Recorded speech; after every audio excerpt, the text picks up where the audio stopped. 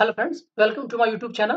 तो दोस्तों, इस वीडियो में हम एडुटेरिया के द्वारा जो जारी किया गया अंतर्राष्ट्रीय घटनाक्रम, उसको हम जो कि नवंबर और दिसंबर महीने का है, उसको हम कवर करेंगे। तो आइए शुरू करते हैं। 1 दिसंबर 2022 को भारत ने औपचारिक रूप से G20 की अध्यक्षता संभाली है। याद रखेंगे, आपसे पूछा जाएगा कि कब से संभाली, तो 1 दिसंबर 2022 से। और सितंबर 2023 में G20 शिखर सम्मेलन का आयोजन नई दिल्ली में किया जाएगा। कब किया जाएगा दोस्तों? तो सितंबर 2023 में G20 शिखर सम्मेलन का आयोजन नई दिल्ली में किया जाएगा। भारत के G20 शिखर सम्मेलन का विषय जो है वसुधैव कुटुंबकम, या एक पृथ्वी, एक परिवार और एक भविष्य है। इस बात को याद रखेंगे। विश्व मौसम विज्ञान संगठन के द्वारा जारी state of global water resources 2021 report के अनुसार लगभग 3.6 बिलियन लोग प्रतिवर्ष कम से कम 1 महीने के लिए अपर्याप्त जल पहुंच का सामना कर रहे हैं। यह आंकड़ा जो है 2050 तक 5 अरब से अधिक पहुंचने का अनुमान है। अगस्त 2021 के बाद भारत ने 1 दिसंबर 2022 को अपने 2 साल के कार्यकाल में दूसरी बार संयुक्त राष्ट्र सुरक्षा परिषद की अध्यक्षता ग्रहण की। भारत का 2021 से 22 का कार्यकाल जो 1 दिसंबर 2022 को समाप्त हो गया। याद रखेंगे। वियना में आयोजित वासेनार व्यवस्था की 26वीं वार्षिक पूर्ण बैठक में भारत को 1 वर्ष के लिए वासेनार व्यवस्था की अध्यक्षता सौंपी गई है। याद रखेंगे, वासेनार जो आपका अरेंजमेंट है, वासेनार अरेंजमेंट में भारत जो है इसका प्रेसिडेंसी करेगा। भारत का कार्यकाल जो है वो 1 जनवरी 2023 से शुरू होगा। वैश्विक विमानन सुरक्षा रैंकिंग, याद रखेंगे, वैश्विक विमानन सुरक्षा रैंकिंग जारीकर्ता कौन है? तो अंतर्राष्ट्रीय नागरिक उड्डयन संगठन। प्रथम स्थान पर कौन रहा? सिंगापुर। और भारत का स्थान कौन सा है? 48वां है। ये आपका दोस्तों, ये आपका सिविल एविएशन रैंकिंग है। सिविल एविएशन रैंकिंग में भारत का जो स्थान है वो 48वां है। और जारी कौन करता है? तो अंतर्राष्ट्रीय नागरिक उड्डयन संगठन। भारत एवं जर्मनी ने प्रवासन और गतिशीलता समझौते पर हस्ताक्षर किए हैं, जिसके तहत दोनों देशों में अध्ययन, अनुसंधान और काम करने के लिए लोगों की पहुंच आसान होगी। दक्षिण अंडमान सागर में आए चक्रवाती तूफान मंडूस का नामकरण जो है संयुक्त अरब अमारात के द्वारा दिया गया है। याद रखेंगे, मंदौस, कुछ लोग इसको मंदौस भी पढ़ते हैं। मंदौस जो आपका चक्रवाती तूफान आया था दक्षिणी अंडमान सागर में, इसका नामकरण संयुक्त अरब अमीरात ने किया है। यह तूफान भारत में सबसे पहले चेन्नई समुद्री तट से टकराया था। राष्ट्रीय सुरक्षा सलाहकारों की पहली भारत मध्य एशिया बैठक नई दिल्ली में आयोजित किया गया। आपको पता होगा कि इंडिया और सेंट्रल एशिया, अब ये हुआ था राष्ट्रीय सुरक्षा सलाहकारों की बैठक, ये नई दिल्ली में आयोजित किया गया है। 12वीं विश्व हिंदी सम्मेलन का आयोजन ये जो है फरवरी 2023 में फिजी में भारत के विदेश मंत्रालय के द्वारा आयोजित किया गया। विश्व हिंदी सम्मेलन का आयोजन याद रखेंगे कहाँ पे किया गया? तो भारत के विदेश मंत्रालय के द्वारा फिजी में किया गया। विश्व हिंदी सम्मेलन का आयोजन ये फिजी में किया गया है, भारत के विदेश मंत्रालय के द्वारा। भारतीय रिजर्व बैंक ने मालदीव मौद्रिक प्राधिकरण के साथ मुद्रा अदला बदली के समझौते पर हस्ताक्षर किए हैं, जिसके तहत मालदीव मौद्रिक प्राधिकरण आरबीआई से अधिकतम $200 मिलियन तक की राशि किस्तों में निकाल सकता है। याद रखें कि भारतीय रिजर्व बैंक ने मालदीव मौद्रिक प्राधिकरण के साथ मुद्रा अदला बदली के समझौते पर हस्ताक्षर किए हैं, करेंसी स्वैप पर। किसके साथ? मालदीव के साथ, जिसके तहत मालदीव मौद्रिक प्राधिकरण आरबीआई से अधिकतम $200 मिलियन तक की राशि जो है वो किस्तों में निकाल सकता है। आने वाली पीढ़ियों के लिए धूम्रपान पर प्रतिबंध लगाने वाला जो है न्यूजीलैंड दुनिया का पहला देश बन गया है। धूम्रपान पर प्रतिबंध लगाने वाला दुनिया का पहला देश न्यूजीलैंड बन गया है। संयुक्त राष्ट्र आर्थिक एवं सामाजिक परिषद ने महिलाओं और लड़कियों के अधिकारों से व्यवस्थित उल्लंघन के कारण लैंगिक समानता के लिए लड़ने वाले संयुक्त राष्ट्र के प्रमुख वैश्विक आयोग से ईरान को बाहर कर दिया है। याद रखेंगे, इस आयोग से? तो लैंगिक समानता के लड़ने वाले संयुक्त राष्ट्र के प्रमुख वैश्विक आयोग से। विश्व मलेरिया रिपोर्ट 2022 जो है विश्व स्वास्थ्य संगठन द्वारा जारी किया गया। इस रिपोर्ट के अनुसार मलेरिया के मामलों की संख्या 2020 में 245 मिलियन से बढ़कर 2021 में 247 मिलियन हो गई है। इसमें सर्वाधिक मामले जो है नाइजीरिया में लगभग 27% और दक्षिण पूर्व एशिया क्षेत्र के कुल मामले में भारत का हिस्सा 79% है, यानी भारत में भी बहुत ज्यादा है। उत्तरी अमेरिका में आए बम चक्रवात ने संयुक्त राज्य अमेरिका एवं कनाडा के अधिकांश हिस्सों को प्रभावित किया। याद रखेंगे कि बम चक्रवात कहाँ आया? तो ये उत्तरी अमेरिका और कनाडा के हिस्सों में आया है। ब्राजील के दिग्गज फुटबॉलर जो पेले का 82 वर्ष की आयु में निधन हो गया है। ये 3 बार विश्व कप जीतने वाले एकमात्र खिलाड़ी थे। याद रखिएगा कि 3 बार विश्व कप जीतने वाले निम्नलिखित में से कौन खिलाड़ी हैं? तो ये दक्षिण अफ्रीकी फुटबॉलर पेले हैं और इनका हाल ही में ये निधन हो गया था। पेले ने 1958, 1962 और 1970 में ब्राजील को वर्ल्ड कप की जीत दिलाई थी। अंतर्राष्ट्रीय श्रम संगठन ILO इंटरनेशनल लेबर ऑर्गेनाइजेशन की 17वीं एशिया और प्रशांत क्षेत्रीय बैठक सिंगापुर घोषणा। आपसे पूछा जाएगा कि सिंगापुर डिक्लेरेशन किससे रिलेटेड है? तो ये मजदूरों से रिलेटेड है। अंतर्राष्ट्रीय श्रम संगठन के द्वारा ये अपनाया गया को अपनाने के साथ संपन्न हो गई। इस घोषणा का उद्देश्य श्रम बाजार से जुड़ी चुनौतियों का समाधान करने के लिए सामाजिक संवाद सुनिश्चित करना और कोविड-19 महामारी के प्राकृतिक आपदाओं को जैसे संकटों का समाधान खोजना है। फोर्ब्स की विश्व 100 सबसे शक्तिशाली महिलाओं की सूची। आइए देख लेते हैं ये सूची क्या है, ये क्या कहती है। तो इस सूची में यूरोपीय आयोग के अध्यक्ष उर्सुला वॉन डर लेयन शीर्ष पर रखे गए हैं। उर्सुला वॉन को महिलाओं की सबसे शक्तिशाली महिलाओं की सूची में पहले स्थान पर रखा गया है।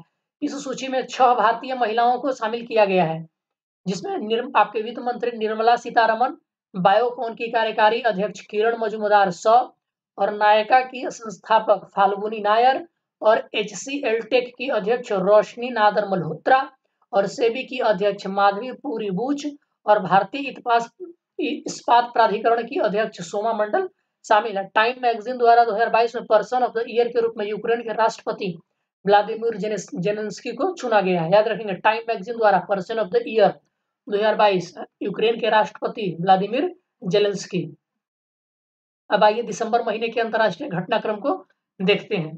तो बेस्ट कंट्रीज 2022 कौन कौन से हैं रैंकिंग में? यार देखा जाए तो best country USA news and world report के द्वारा जारी किया जाता है। पहले स्थान पर कौन है? तो बेस्ट कंट्री का अवार्ड दिया गया है स्विट्जरलैंड को। भारत का स्थान कौन सा है?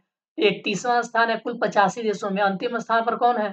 तो बेलारूस को रखा गया है। बेस्ट कंट्री की श्रेणी से सबसे लास्ट पोजीशन पे बेलारूस है। भारत का स्थान 31st है। याद रखेंगे। इंडिया एशिया यूनिवर्सिटी रैंकिंग 2023 प्रथम स्थान पर कौन है? तो पेइचिंग विश्वविद्यालय, आपको पता होगा चीन में है। पेकिंग विश्वविद्यालय भी कहते हैं इसको। तो ये है आपका चीन में। भारत के कुल 118 संस्थान शामिल हैं। भारतीय संस्थानों में IIT बॉम्बे शीर्ष पर है, जिसका स्थान कौन सा है? तो 40वां है। शीर्ष 200 में कितने भारतीय विश्वविद्यालय हैं? तो 19। याद रखेंगे ये एशिया का है, ठीक है ना। ये प्रथम स्थान पर पेकिंग विश्वविद्यालय चाइना को रखा गया है। तो हाल ही में पाकिस्तान सरकार ने वर्ष 2027 से देश में ब्याज मुक्त बैंकिंग प्रणाली लागू करने की घोषणा की है। तो पाकिस्तान सरकार ने वर्ष 2027 से देश में ब्याज मुक्त बैंकिंग प्रणाली शुरू करने वाला देश बन गया है। तो आपसे पूछा जाएगा ब्याज मुक्त बैंकिंग प्रणाली लागू करने वाला देश कौन बन जाएगा 2027 में? तो पाकिस्तान बन जाएगा। पहली बार अबू धाबी यानी कि UAE में ग्लोबल मीडिया कांग्रेस का आयोजन किया गया। इसका थीम क्या था? Shaping the future of media industry. याद रखेंगे। तो global media Congress Abu Dhabi में 6 से 18 नवंबर 2022 को मिस्र के शर्म अल शेख में UNFCCC के COP27 का आयोजन किया गया। वर्ष 2023 में इसका आयोजन दुबई में किया जाएगा। याद रखेंगे UNFCCC का 2023 का संस्करण दुबई में और इसका जो है 2022 का संस्करण ये मिस्र के शर्म अल शेख में आयोजित किया गया। जलवायु परिवर्तन सूचकांक क्लाइमेट चेंज परफॉर्मेंस इंडेक्स 2023 में अगर हम बात करें तो इसको लॉन्च करता है जर्मन वॉच और institute of climate action network, दोनों मिलकर के जारी करते हैं। याद रखेंगे German watch and institute of climate action network. शीर्ष 3 स्थान पर कौन है? तो शीर्ष पहले 3 स्थान पर कोई नहीं है दोस्तों। पहले 3 स्थान पर किसी को जगह नहीं दिया गया है। चौथे स्थान पर डेनमार्क है और 8वें स्थान पर भारत को रखा गया है। 15-16 नवंबर को इंडोनेशिया के बाली में G20 शिखर सम्मेलन का आयोजन किया गया। इस सम्मेलन का जो थीम था वो रिकवर टुगेदर रिकवर स्ट्रॉन्गर था। वर्ष 2023 में G20 सम्मेलन का आयोजन किया जाएगा। 1 दिसंबर 2022 को भारत G20 की अध्यक्षता ग्रहण करेगा। ठीक है ना दोस्तों, याद रखेंगे। और इसका थीम आप याद रखिएगा, recover together and recover stronger. ये है इसका theme, recover together recover stronger. G20 का ये आपका थीम है। हाल ही में संयुक्त राष्ट्र ने 15 नवंबर 2022 को डे ऑफ 8 बिलियन के रूप में नामित किया है, क्योंकि वर्ल्ड पॉपुलेशन प्रोस्पेक्टस रिपोर्ट, याद रखें कब, तो 15 नवंबर 2022 को। तो 15 नवंबर 2022 तक विश्व की जनसंख्या 8 अरब तक पहुंचने का अनुमान लगाया गया था और ये पहुंच भी गया था दोस्तों। हाल ही में पूर्वी तिमोर को आसियान के 11वें सदस्य के रूप में शामिल करने पर सहमति व्यक्त की गई है। याद रखेंगे, आपका आसियान में एक और देश जुड़ गया है, कौन, तो आपका ईस्ट तिमोर। आसियान का गठन 1967 में किया गया था और 10 सदस्यीय देशों के रूप में इसका गठन किया गया था। बाली में आयोजित G20 समिट में ब्रिटिश प्रधानमंत्री ऋषि सुनक ने, तो बाली में आयोजित G20 समिट में ब्रिटिश प्रधानमंत्री ऋषि सुनक ने UK India young professional schemes की शुरुआत की। आपसे पूछा जाएगा कि UK India young professional scheme किसके द्वारा शुरू किया गया, तो ब्रिटिश प्रधानमंत्री ऋषि सुनक के द्वारा। और कहाँ पे, तो G20 शिखर सम्मेलन बाली में। इसके तहत भारतीयों को 2 साल तक यूके में काम करने का अवसर दिया जाएगा, याद रखेंगे। चलिए आगे बढ़ते हैं। तो हाल ही में भारत को 2022-23 के लिए global partnership on artificial intelligence का अध्यक्ष चुना गया है। याद रखेंगे, ग्लोबल पार्टनरशिप आर्टिफिशियल इंटेलिजेंस का अध्यक्ष चुना गया है। वर्तमान में GPAI में कितने सदस्य हैं, तो 25 देश हैं और इसमें भारत भी शामिल है। हाल ही में ऑस्ट्रेलिया ने भारत के साथ फ्री ट्रेड एग्रीमेंट पर समझौते को मंजूरी दे दी है। 2 अप्रैल 2022 को भारत और ऑस्ट्रेलिया ने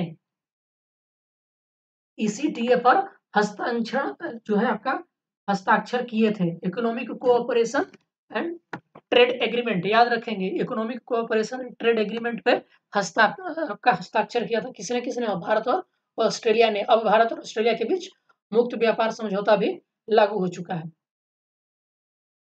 हवाई द्वीप में इससे दुनिया का सबसे सक्रिय ज्वालामुखी मौना लोआ 40 वर्षों बाद ज्वालामुखी विस्फोट हुआ है। याद रखें, कितने वर्षों बाद, तो 40 वर्षों बाद। नवंबर 2022 में कंबोडिया में आसियान रक्षा मंत्रियों की बैठक का आयोजन किया गया, जिसे रक्षा मंत्री राजनाथ सिंह ने संबोधित किया। तो ये कहाँ आयोजित किया गया था, आसियान रक्षा मंत्रियों की बैठक कंबोडिया में, कब, तो 23 नवंबर 2022 को। पहली बार विश्व मीडिया कांग्रेस का आयोजन अबू धाबी के UAE में किया गया, जिसे भारत के सूचना प्रसारण मंत्रालय के सचिव अपूर्व चंद्रा ने संबोधित किया। G7 ग्लोबल शील्ड, याद रखेंगे, G7 ग्लोबल शील्ड पहल के तहत धन प्राप्त करने वाले पाकिस्तान और बांग्लादेश पहले देश बन गए हैं। तो G7 ग्लोबल शील्ड पहल के तहत धन प्राप्त करने वाले पाकिस्तान और बांग्लादेश पहले देश बन गए हैं। G7 ग्लोबल शील्ड पहल का उद्देश्य आपदा से प्रभावित देशों की सहायता करना है, जिसका अध्यक्ष कौन है, तो जर्मनी है। याद रखेंगे, G7 ग्लोबल फील्ड ये किसका पहल है, तो आपसे पहले बात तो पूछा जाएगा जो ग्लोबल शील्ड है ये पहल किस संस्था की है, तो G7 की है। और इससे धन पाने वाले पहले 2 देश कौन है, पाकिस्तान बांग्लादेश है। और इसकी अध्यक्षता कौन करता है, तो जर्मनी करता है। अभी फिलहाल में जर्मनी है। कंबोडिया के नोम पेन्ह में चल रहे आसियान शिखर सम्मेलन के दौरान भारत ने कंबोडिया के साथ स्वस्थ संस्कृति तथा वन्य जीव के क्षेत्र में 4 समझौतों पर हस्ताक्षर किए हैं। भारतीय उपराष्ट्रपति जगदीप धनखड़ ने इस बैठक में भाग लिया था। भारतीय मूल के अरुणा मिलर अमेरिकी राज्य मेरीलैंड की उपराज्यपाल बनने वाली पहली भारतीय अमेरिकी बन गई हैं। याद रखेंगे, अरुणा मिलर जो है ये अमेरिकी राज्य मेरीलैंड की क्या बन गई है, तो ये उपराज्यपाल बन गई है, वाइस गवर्नर या डिप्टी गवर्नर बन गई है। कैम्ब्रिज डिक्शनरी ने होमर को वर्ड ऑफ द ईयर 2022 घोषित किया गया। याद रखेंगे, होमर शब्द किस डिक्शनरी के द्वारा, तो कैम्ब्रिज डिक्शनरी के द्वारा। हाल ही में न्यूजीलैंड के सुप्रीम कोर्ट ने 16 साल के लोगों में वोट देने का अधिकार प्रदान किया है। यानी कि अब न्यूजीलैंड ऐसा देश बन गया है, वहां के सुप्रीम कोर्ट ने 16 साल की उम्र में लोगों को वोट देने का अधिकार प्रदान किया। हाल ही में चीन ने कतर के साथ दुनिया की सबसे लंबी गैस आपूर्ति समझौते पर हस्ताक्षर किए। चीन ने कतर के साथ दुनिया के सबसे लंबी गैस आपूर्ति समझौते पर हस्ताक्षर किया है। अमेरिकी डिक्शनरी पब्लिशर मरियम वेबस्टर ने गैस लाइटिंग को 2022 के लिए वर्ड ऑफ द ईयर घोषित किया है। याद रखेंगे, गैस लाइटिंग को किसने, तो मरियम वेबस्टर डिक्शनरी ने वर्ड ऑफ द ईयर घोषित किया गया है। ठीक है दोस्तों, तो गैस लाइटिंग होता क्या है दोस्तों, तो गैस लाइटिंग होता है कि अगर आप कुछ सोच रहे हैं, किसी के विचारों पर आधिपत्य कर लेना। अगर कोई व्यक्ति कहता है कि आपके घर में कि ये काम सही है, लेकिन आप कहते हैं कि नहीं ये सही नहीं है, और यदि आप हर बार ऐसा ही उस व्यक्ति के साथ करते हैं, तो इस मतलब सिचुएशन को एक टर्म नाम दिया गया है गैस लाइटिंग। यानी कि विचारों के ऊपर दूसरे के विचारों को दबाना, उस पे आधिपत्य स्थापित करना। एक मेनली ये वुमेन के लिए अप्लाई होता है। 1 नवंबर 2022 को अफ्रीकी देश घाना ने संयुक्त राष्ट्र सुरक्षा परिषद की अध्यक्षता ग्रहण की। याद रखेंगे? तो 1 नवंबर को अफ्रीकी देश घाना ने संयुक्त राष्ट्र सुरक्षा परिषद यूएनसी की अध्यक्षता ग्रहण की। हाल ही में परमा क्राइसिस को कोलिन्स डिक्शनरी ने वर्ड ऑफ द ईयर के रूप में चुना है। किसको? तो परमा क्राइसिस को कोलिन्स डिक्शनरी ने। स्विट्जरलैंड में दुनिया का सबसे लंबा यात्री ट्रेन चलाया गया। इसकी लंबाई जो है 2 किलोमीटर है। इसमें 100 डब्बे हैं। सेनेगल में आयोजित अफ्रीका में शांति और सुरक्षा पर डकार अंतर्राष्ट्रीय बैठक में भारत के विदेश राज्य मंत्री वी मुरलीधरन ने भाग लिया। याद रखेंगे, सेनेगल जो कि अफ्रीकी का एक देश और शांति और सुरक्षा पर डकार अंतर्राष्ट्रीय बैठक में विदेश राज्य मंत्री वी मुरलीधरन ने भाग लिया। हाल ही में टेस्ला कंपनी के सीईओ एलन मस्क ने ट्विटर को कितने रुपए में खरीद लिया? तो $44 बिलियन में खरीद लिया। ये हाल ही में भारत ने 2025 से हरित ऊर्जा के निर्यात हेतु सिंगापुर के साथ समझौता किया है। यानी कि भारत जो है 2025 से हरित ऊर्जा का ये अब निर्यात भी करेगा।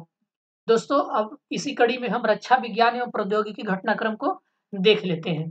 चलिए आगे बढ़ते हैं। तो आपका हो जाएगा दिसंबर महीने का जो रक्षा विज्ञान के क्षेत्र में क्या-क्या न्यूज़ है। तो भारतीय सेना के सुदर्शन चक्र कोर द्वारा राजस्थान में सुदर्शन प्रहार अभ्यास का आयोजन किया गया है। टीबी का पता लगाने के लिए पुणे में स्थित मायलैब की परीक्षण किट केंद्रीय औषधि मानक नियंत्रण संगठन द्वारा अनुमति पाने वाली पहली विदेशी परीक्षण किट बन गई है। याद रखेंगे, ये पुणे स्थित मायलैब है जिसको केंद्रीय औषधि मानक नियंत्रण संगठन के द्वारा अनुमति मिल गया है और ये पहली स्वदेशी परीक्षण किट बन गई है। और सुदर्शन चक्र किसका? तो भारतीय सेना का।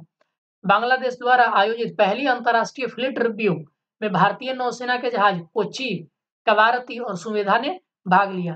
भारत की स्वदेशी निर्मित स्टील्थ विध्वंसक आईएनएस मर्मुगाओ को 29 दिसंबर को भारतीय सेना में कहां पर कमीशन किया गया है? तो मुंबई में कमीशन किया गया है। संयुक्त अरब अमारात के राशिद रोवर को फ्लोरिडा के Cape Canaveral space force station से सफलतापूर्वक लॉन्च किया गया। यह अब तक का पहला अरब निर्मित चंद्र अंतरिक्ष यान था। याद रखेंगे इसको। इसका नाम क्या है? तो राशिद रोवर। भारत और कजाकिस्तान के बीच संयुक्त सैन्य अभ्यास कजिंद का मतलब आप लिखेंगे ऐसे कजिंद, तो आ जाएगा कजाकिस्तान और इंडिया। ये इसका छठा संस्करण 15 से 28 दिसंबर 2022 तक मेघालय में आयोजित किया गया। याद रखेंगे कहां पर? मेघालय में। भारत और नेपाल के बीच संयुक्त सैन्य अभ्यास सूर्य किरण। आपसे पूछा जाएगा सूर्य किरण किन दो देशों के बीच होता है? तो भारत और नेपाल के बीच होता है सूर्य किरण। इसका 16वां संस्करण नेपाल में आयोजित किया गया। 11 दिसंबर 2022 को जापान अंतरिक्ष स्टार्टअप ने देश और एक निजी कंपनी का पहला चंद्रमा लैंडर लॉन्च किया है। हुकोतो RM1 नाम के इस मिशन को जापानी स्टार्टअप आईस्पेस यानी कि आई स्पेस ने लॉन्च किया है। तो इसका नाम क्या है? हुकोतो RM1। और ये किसका है? तो एक जापानी स्टार्टअप है आई स्पेस। तो आपसे पूछा जाएगा कि आई स्पेस किस देश की एक प्राइवेट या फिर कहिए कि निजी स्टार्टअप है? तो ये जापानीज स्पेस का ही है, मतलब जापान का ही है। DRDO के द्वारा परमाणु सक्षम बैलिस्टिक मिसाइल अग्नि 5 का रात्रि परीक्षण एपीजे अब्दुल कलाम द्वीप से सफलतापूर्वक किया गया। याद रखेंगे अगली बैलिस्टिक मिसाइल अग्नि 5 का। भारत और फ्रांस के बीच हुए 36 लड़ाकू राफेल जेट विमान समझौते के भारत ने सभी राफेल विमान प्राप्त कर लिया है। याद रखें कितने राफेल विमान? तो 36। मझगांव डॉक शिप बिल्डर्स द्वारा निर्मित स्कॉर्पियन श्रेणी की 5वीं पनडुब्बी INS वगीर को भारतीय नौसेना को सौंप दिया गया, जिसे प्रोजेक्ट 75 के तहत बनाया गया है। याद रखें मझगांव डॉकयार्ड शिप बिल्डर के द्वारा ये स्कॉर्पियन श्रेणी की 5वीं पनडुब्बी है INS वगीर और ये प्रोजेक्ट 75 का हिस्सा है। भारतीय नौसेना द्वारा चेन्नई में लार्सन एवं ट्रूबो के जहाज निर्माण सुविधा में स्वदेशी रूप से निर्मित जहाज INS अर्नाला को लॉन्च किया गया है। ठीक है दोस्तों, चलिए आगे बढ़ते हैं। तो इसरो द्वारा भारत का पहला अंतरिक्ष मिशन गगनयान 2024 में लॉन्च किया जाएगा। याद रखेंगे 2024 में लॉन्च किया जाएगा। भारतीय सेना द्वारा अहमदाबाद कैंट में पहले 3D प्रिंटेड घर का उद्घाटन किया गया। ये किसके द्वारा? तो भारतीय सेना के द्वारा। अमेरिका के कैलिफोर्निया स्थित लॉरेंस लिवरमोर नेशनल लेबोरेटरी के शोधकर्ताओं ने हाल ही में एक ऐतिहासिक परमाणु संलयन सफलता की स्थापना की है। नवंबर महीने के करंट अफेयर्स देख लेते हैं। तो भारत का पहला निजी रूप से विकसित रॉकेट विक्रम एस आंध्र प्रदेश के श्रीहरिकोटा से लॉन्च किया गया। इसे हैदराबाद स्थित स्काई रूट एरोस्पेस द्वारा लॉन्च किया गया है। सी विगिल 22 एक्सरसाइज भारतीय नौसेना के 15 से 16 नवंबर को तटरक्षक अभ्यास सी विगिल 2022 का आयोजन किया गया। 16 नवंबर को नासा द्वारा चंद्रमा के मिशन आर्टेमिस 1 को सफलतापूर्वक लॉन्च किया गया है। आपसे पूछा जाएगा ये किसका है मिशन आर्टेमिस 1, तो ये नासा का है और 16 नवंबर को इसको सफलतापूर्वक लॉन्च किया गया। और सी विगिल 22 एक्सरसाइज भारतीय नौसेना के द्वारा, याद रखेंगे, गरुड़ शक्ति युद्धाभ्यास ये भारत और इंडोनेशिया के बीच है। याद रखें, गरुड़ शक्ति युद्धाभ्यास भारत और इंडोनेशिया के बीच है। और ये सेनाओं के बीच 21 नवंबर से इंडोनेशिया में द्विपक्षीय अभ्यास का आयोजन किया गया। कहाँ किया गया? तो इंडोनेशिया में किया गया। ये बाइलेटरल एक्सरसाइज है। हाल ही में इसरो ने PSLV C-54 के जरिए अर्थ ऑब्जर्वेशन यानी कि EOS-6 और 8 नैनो सैटेलाइट लॉन्च किए। तो EOS-6 महासागरों की निगरानी के लिए लॉन्च किया गया आपका ओशनसेट श्रृंखला की तीसरी पीढ़ी की उपग्रह है ये, याद रखेंगे, ठीक है ना। अर्थ ऑब्जर्वेशन 6 और 8 नैनो सैटेलाइट लॉन्च किया गया है। और ये किसका हिस्सा है? तो ओशनसेट श्रृंखला की तीसरी पीढ़ी का ये उपग्रह है। ऑस्ट्रा हिंद जो आपका अभ्यास है 2022, याद रखेंगे, आप ऐसे लिखेंगे ऑस्ट्रा हिंद तो आ जाएगा ऑस्ट्रेलिया और इंडिया, तो ऐसे भी आप नाम से याद रख सकते हैं। और इनका कहाँ हुआ था युद्धाभ्यास? ये हुआ है राजस्थान में। हरिमऊ शक्ति, तो हरिमऊ भारत और मलेशिया के बीच, याद रखेंगे। गरुड़ भारत और इंडोनेशिया के बीच और हरिमऊ ये भारत और मलेशिया के बीच, ये मलेशिया में आयोजित किया गया। नसीम अल बहर युद्धाभ्यास तो भारत और ओमान के बीच, और ये नौसेना के बीच, भारतीय और ओमान नौसेनाओं के बीच ओमान तट पर आयोजित किया गया। समन्वय 2022 समन्वय 2022 जो है ये 28 से 30 नवंबर को आगरा में संयुक्त मानवीय सहायता और आपदा राहत अभ्यास का आयोजन किया गया। 21 नवंबर 2022 को भारतीय सेना के पश्चिमी कमान ने राजस्थान में एकीकृत अग्निशक्ति अभ्यास शत्रुनाश का आयोजन किया। यह भी याद रखेंगे, अभ्यास शत्रुनाश, एकीकृत अग्नि अभ्यास है ये शत्रुनाश, भारतीय सेना के पश्चिमी कमान के द्वारा ये है राजस्थान में। चलिए, ऑपरेशन सी स्वार्ड, याद रखेंगे, ऑपरेशन सी स्वार्ड भारतीय नौसेना के INS त्रिकंद ने अरब सागर में आयोजित समुद्री अभ्यास में भाग लिया। भारतीय नौसेना ने मुंबई में अपतटीय सुरक्षा अभ्यास प्रस्थान का आयोजन किया। तेलंगाना के हैदराबाद में भारत की पहली एकीकृत रॉकेट सुविधा स्काई रूट एरोस्पेस द्वारा स्थापित की जाएगी। याद रखेंगे, तेलंगाना के हैदराबाद में भारत की पहली एकीकृत रॉकेट सुविधा स्काई रूट एरोस्पेस के द्वारा स्थापित की जाएगी। भारतीय नौसेना ने सर्वेक्षण पोत इच्छक को चेन्नई में लॉन्च किया है। इसका निर्माण जो है GRSE L&T के द्वारा बनाए जा रहे 4 सर्वे वेसल्स प्रोजेक्ट के तहत किया जाएगा। हाल ही में उत्तर कोरिया ने मॉन्स्टर मिसाइल होसोंग 17 को लॉन्च किया। आपसे पूछा जाएगा कि मॉन्स्टर मिसाइल होशोंग 17 ये किसका है? तो उत्तर कोरिया का है। भारतीय वायुसेना ने महाराष्ट्र के नागपुर में एयरफेस्ट 2022 का अभ्यास किया। ये एयरफेस्ट 2022 अभ्यास का आयोजन किया। हाल ही में एलन मस्क की कंपनी SpaceX ने फ्लोरिडा के केनेडी स्पेस सेंटर से दुनिया के सबसे शालीन रॉकेट फाल्कन हेवी को लॉन्च किया। आपसे पूछा जाएगा कि फाल्कन हेवी जो रॉकेट है ये किससे लॉन्च किया गया? तो आपका है एलन मस्क की कंपनी SpaceX के द्वारा, और ये फ्लोरिडा के केनेडी स्पेस सेंटर से लॉन्च किया गया। हाल ही में DRDO ने उड़ीसा तट के अब्दुल कलाम द्वीप से अग्नि प्राइम बैलिस्टिक मिसाइल का तीसरा सबसे सफल परीक्षण किया। 5 से 7 नवंबर को इसरो द्वारा विज्ञान और प्रौद्योगिकी मंत्रालय के सहयोग से देहरादून में आकाश तत्व पर पहला सम्मेलन आकाश फॉर लाइफ सम्मेलन का आयोजन किया गया। इसका उद्देश्य अंतरिक्ष प्रौद्योगिकी के क्षेत्र में भारत की प्रगति को बढ़ावा देना है। गरुड़ 7, तो गरुड़ 7 जो है भारत और फ्रांस की वायुसेनाओं के बीच 26 अक्टूबर से 12 नवंबर तक जोधपुर में इस अभ्यास का आयोजन किया गया। गरुड़ आपका 7 भारत और फ्रांस के बीच ये वायुसेना के बीच होने वाला एक अभ्यास है और ये जोधपुर में आयोजित किया गया। भारत, तंजानिया और मोजाम्बिक के नौसेनाओं के बीच पहली बार त्रिपक्षीय युद्धाभ्यास का आयोजन जो है वो तंजानिया में किया गया और इसमें भारतीय नौसेना का जहाज INS तरकस ने भाग लिया है। याद रखेंगे, ठीक है। चलिए, तो प्रमुख नियुक्तियां क्या क्या हुई है तो फटाफट देख लेते हैं। तो प्रमुख नियुक्तियों में राष्ट्रीय सांख्यिकी आयोग के अध्यक्ष राजीव लक्ष्मण करिंदकर को बनाया गया है। राष्ट्रीय सांख्यिकी आयोग के अध्यक्ष किनको बनाया गया है?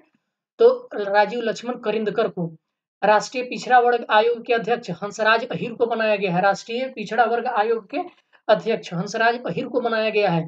पेरू की पहली महिला राष्ट्रपति तो डीना बोलुआर्ट को मतलब वहां के राष्ट्रपति बनी है। B20 इंडिया के अध्यक्ष कौन है? तो एन चंद्रशेखरन है। B20 इंडिया के अध्यक्ष एन चंद्रशेखरन है। हिमाचल प्रदेश के नए मुख्यमंत्री कौन बने हैं? तो सुखविंदर सिंह सुक्खू बने हैं। नाबार्ड के अध्यक्ष के रूप में किनको बनाया गया है? तो केवी साजी को नियुक्त किया गया है। आयरलैंड के नए प्रधानमंत्री कौन बने हैं? तो लियो वाराडकर बने हैं। दूसरी बार बने हैं और ये भारतीय मूल के, याद रखेंगे। ये लियो वाराडकर कहाँ के प्रधानमंत्री बने हैं? तो आयरलैंड के बने हैं। नेपाल के नए प्राइम मिनिस्टर कौन बन गए हैं? तो आपके पुष्प कमल दहल प्रचंड बन गए हैं। फिजी के प्रधानमंत्री कौन बने हैं? तो सातवेनी राबुका बन गए हैं। फिजी के नए प्रधानमंत्री कौन बने हैं? तो सातवेनी राबुका बने हैं।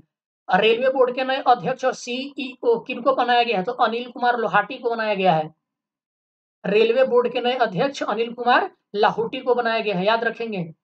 इजराइल के नए प्रधानमंत्री कौन नियुक्त किए गए हैं? तो बेंजामिन नेतन्याहू को फिर से बनाया गया है दोस्तों। बेंजामिन नेतन्याहू को इजराइल के नए प्रधानमंत्री के रूप में शपथ दिलाई गई है, क्योंकि उन्हीं की पार्टी जो है ये चुनाव इस बार प्रधानमंत्री बेंजामिन नेतन्याहू। चलिए आगे बढ़ जाते हैं। तो अगला हो जाएगा कि मलेशिया के प्रधानमंत्री कौन है? तो अनवर इब्राहिम है। मलेशिया के प्रधानमंत्री कौन है? तो अनवर इब्राहिम है दोस्तों। चलिए आगे बढ़ जाते हैं। तो भारतीय ओलंपिक संघ की पहली महिला अध्यक्ष कौन है? भारतीय ओलंपिक संघ की पहली महिला अध्यक्ष भारतीय ओलंपिक संघ की पहली महिला अध्यक्ष भारतीय ओलंपिक संघ की पहली महिला अध्यक्ष कौन है? तो पीटी उषा है। भारतीय ओलंपिक संघ की पहली महिला अध्यक्ष तो ये आपके हो जाएंगी पीटी उषा, याद रखेंगे। कजाकिस्तान के नए राष्ट्रपति किनको बनाया गया है? तो कासिम जोमार्ट टोकायव को बनाया गया है। कजाकिस्तान के नए राष्ट्रपति किनको बनाया गया है? तो कासिम जोमार्ट टोकायव। भारत के चुनाव आयुक्त नए कौन बने हैं? तो अरुण गोयल बने हैं, याद रखेंगे। भारत के नए चुनाव आयुक्त किनको बनाया गया है? तो अरुण गोयल को बनाया गया है। अन्य चुनाव आयुक्तों में अनूप चंद्र पांडे हैं और दूसरे राजीव कुमार हैं, याद रखेंगे। अब मुख्य चुनाव आयुक्त राजीव कुमार हैं और अन्य जो आपके चुनाव आयुक्त हैं वो अनूप चंद्र पांडे हैं। और दूसरा चूंकि पद खाली था तो अरुण गोयल को चुनाव आयुक्त के रूप में नियुक्त किया गया है। और वैसे मुख्य चुनाव आयुक्त कौन है? तो याद रखेंगे आपके कौन है मुख्य चुनाव आयुक्त? राजीव कुमार है। अरुण सिंह ओएनजीसी के अध्यक्ष कौन है? तो अरुण सिंह है। अरुण कुमार सिंह को ओएनजीसी के अध्यक्ष के रूप में नियुक्ति की गई है। पश्चिम बंगाल के नए राज्यपाल कौन बने हैं? तो सीवी आनंद बोस को पश्चिम बंगाल के राज्यपाल के रूप में शपथ दिलाई गई है। नीति आयोग के पूर्णकालिक सदस्य के रूप में किनकी नियुक्ति की गई? तो डॉक्टर अरविंद विरमान्यू को किया गया है पूर्णकालिक सदस्य के रूप में। स्लोवेनिया की पहली महिला राष्ट्रपति कौन बनी है? तो नताशा पीरक मूसर को बनाया गया है। स्लोवेनिया के पहली महिला राष्ट्रपति कौन बनी है? तो नताशा पीरक मूसर। अंतरराष्ट्रीय क्रिकेट परिषद के अध्यक्ष दोबारा किसको बनाया गया है? तो ग्रेग बार्कले को बनाया गया है, याद रखेंगे दोस्तों। अंतरराष्ट्रीय क्रिकेट परिषद के अध्यक्ष दोबारा किनको बनाया गया है? तो ग्रेग बार्कले को दोबारा बनाया गया है। अंतरराष्ट्रीय हॉकी महासंघ के अध्यक्ष कौन है? तो तैयब इकाराम है। अंतरराष्ट्रीय हॉकी महासंघ के अध्यक्ष कौन है? तैयब इकाराम है। पाकिस्तान का नया सेना प्रमुख किसको बनाया गया? तो असीम मुनीर को बनाया गया है। तो पाकिस्तान के नए सेना प्रमुख असीम मुनीर हैं। स्विट्जरलैंड के फ्रेंडशिप एम्बेसडर किनको नियुक्त किया गया है? जो स्विट्जरलैंड है उसने अपने देश का फ्रेंडशिप एम्बेसडर जो है ये नीरज चोपड़ा को बनाया है, याद रखेंगे। किसको? नीरज चोपड़ा को बनाया गया। आईओए की एथलीट कमेटी की अध्यक्ष ये मैरीकॉम को बनाया गया है। इंडियन ओलंपिक एसोसिएशन कमेटी का अध्यक्ष किनको बनाया गया है? तो मैरीकॉम को बनाया है। किस कमेटी? तो Indian Olympic association. Deepa Malik को क्या बनाया गया? तो टीबी उन्मूलन कार्यक्रम निक्षय मित्र के ब्रांड एम्बेसडर दीपा मलिक को बनाया गया है। क्या बनाया गया है दीपा मलिक को? तो टीबी उन्मूलन कार्यक्रम निक्षय मित्र के ब्रांड एम्बेसडर बनाया गया है। ठीक है दोस्तों, चलिए आगे बढ़ जाते हैं। तो नेत्रहीनों के लिए अब आप थोड़ा सा खेल से रिलेटेड इसमें होगा। तो नेत्रहीनों के लिए तीसरा T20 विश्व कप का आयोजन स्थल भारत में हुआ। विजेता कौन रहा? भारत। उपविजेता कौन रहा? बांग्लादेश। विजय हजारे ट्रॉफी 2022 विजेता कौन रहा? सौराष्ट्र। उपविजेता कौन रहा? महाराष्ट्र। फीफा विश्व कप 2022 आयोजन स्थल कौन था? कतर। इसका शुभंकर कौन था? तो लाइव था। विजेता कौन रहा? अर्जेंटीना। तीसरी बार अर्जेंटीना विजेता बना है। कब कब? तो 1978, 1986 और 2022 में। उपविजेता कौन रहा? फ्रांस। गोल्डन बूट तो किलियान एम्बापे। तो गोल्डन बूट किसको मिला? तो किलियान एम्बापे को मिला है। गोल्डन ग्लव्स किसको मिला है? तो एमिलियानो मार्टिनेज को मिला है। ये दोस्तों फ्रांस के हैं, ये अर्जेंटीना के हैं। गोल्डन बॉल किसको मिला है? लियोनेल मेसी को। ये भी अर्जेंटीना के, लेकिन ये फ्रांस के हैं, याद रखेंगे। प्रो कबड्डी लीग सीजन 9 विजेता कौन है? Jaipur pink panthers. तो जयपुर पिंक पैंथर्स जो है ये प्रो कबड्डी लीग सीजन 9 के विजेता है। उप विजेता कौन है? पुनेरी पल्टन है। ठीक है दोस्तों, चलिए। डेविस कप के विजेता कौन है? तो कनाडा बना है। डेविस कप का विजेता कौन बना है? कनाडा बनाया गया है। उप विजेता कौन है? ऑस्ट्रेलिया है। आईसीसी पुरुष टी20 वर्ल्ड कप 2022 का 8वां संस्करण जो है 16 अक्टूबर से 13 नवंबर तक ऑस्ट्रेलिया में आयोजित किया गया। विजेता कौन बना? इंग्लैंड बना। उप विजेता कौन बना? तो पाकिस्तान बना, भूलेंगे नहीं।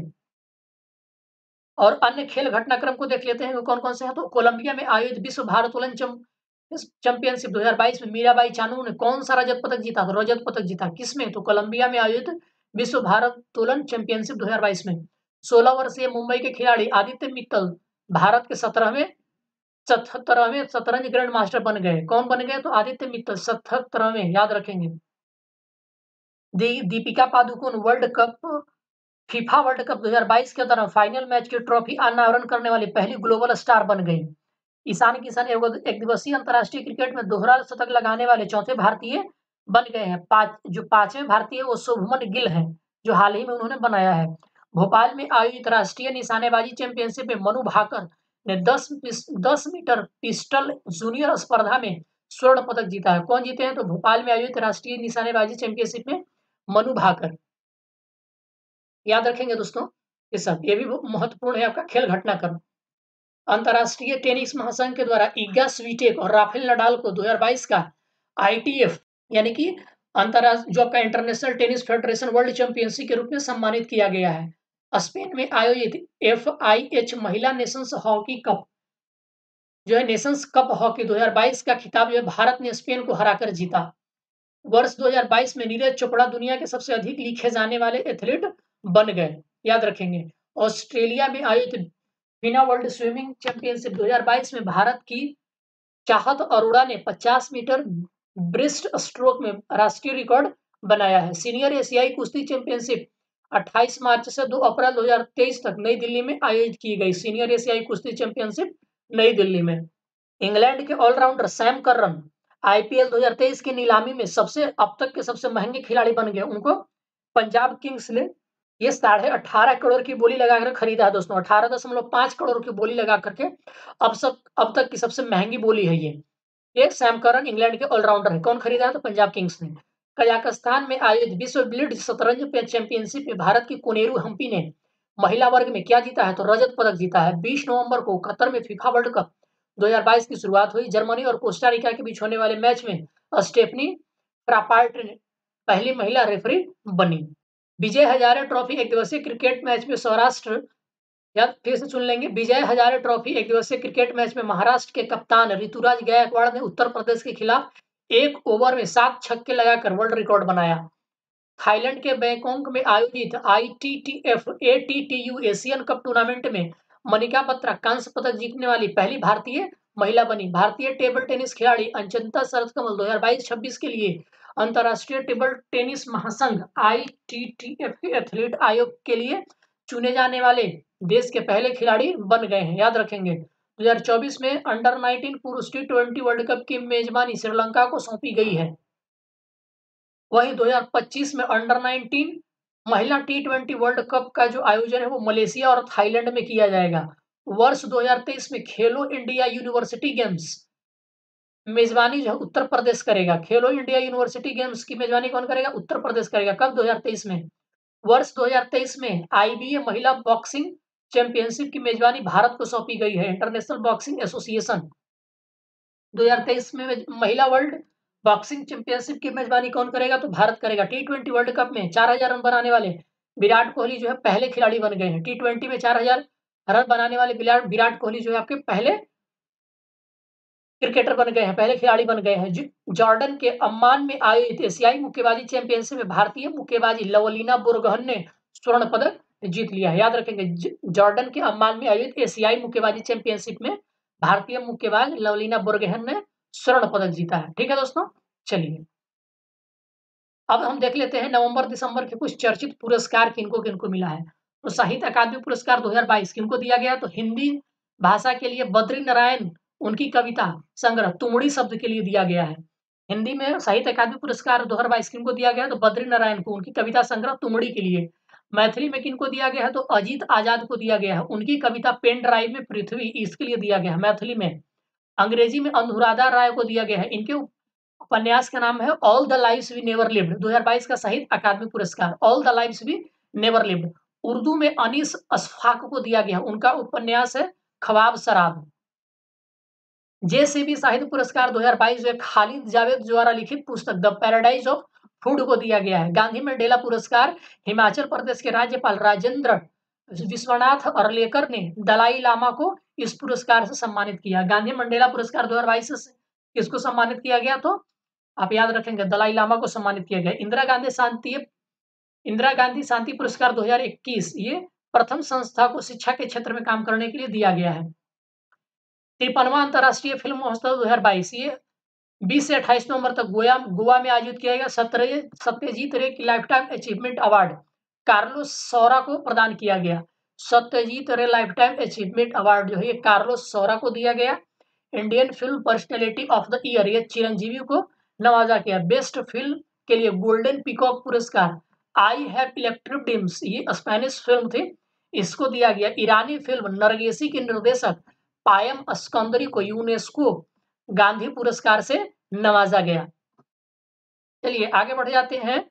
तो 32वां बिहारी पुरस्कार 2022 ये डॉक्टर माधव हाड़ा को उनके साहित्य पंचरंग चोल पहाड़ सखीरी, याद रखेंगे डॉक्टर माधव हाड़ा को उनके साहित्य पंचरंग चोल पहाड़ सखीरी के लिए दिया गया है।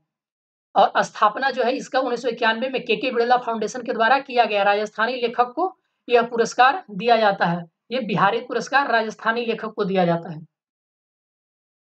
चलिए आगे देख लेते हैं।